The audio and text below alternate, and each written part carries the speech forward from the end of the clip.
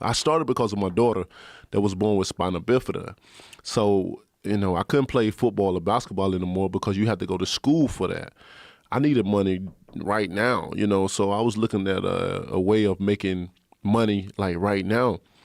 And, I had a friend in college. We was always talking about what we want to try to do and what are the things we were trying to do to get to that point because, talk is cheap. We can always say what we want, but if you're not applying any type of action towards what you with your words, it's just talk, And he said he thought I should box. He thought I should start boxing. I thought it was a great idea as well too. He thought I should start, but only for the simple fact that I handle myself well streetwise. Nobody ever seen me just lose or get beat up streetwise. I was this quiet guy. I tell people I never look for trouble, but trouble always found me for some reason. And when I did release the anger, when I released, like it was even back then it was dramatic. You know what I'm saying? I kid you not. Even back then, I believe it.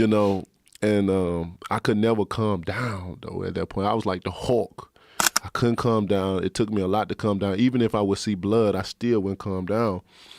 And it used to be scary for me because even back then I had power, but I had a lot of aggression. I had a lot of anger for some reason. I never know why, and we thought it was a great idea. I like, you know what, I'm gonna do it. I can't lose. What can I lose?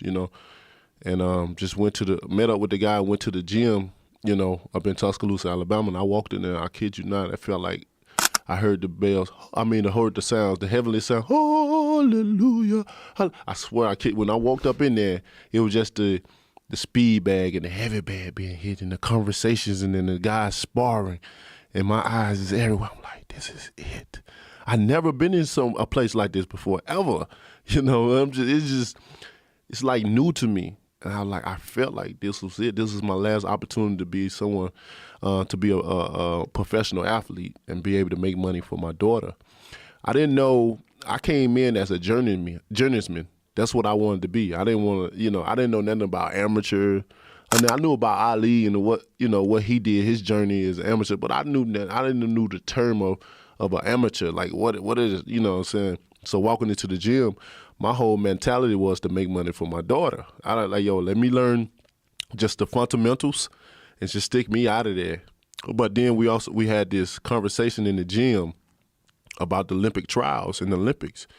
So I remember it briefly, like we started talking about, me and my trainer now, we started talking about it, and then it just became a whole big gym discussion. Everybody stopped doing what they was doing just to get in on this conversation.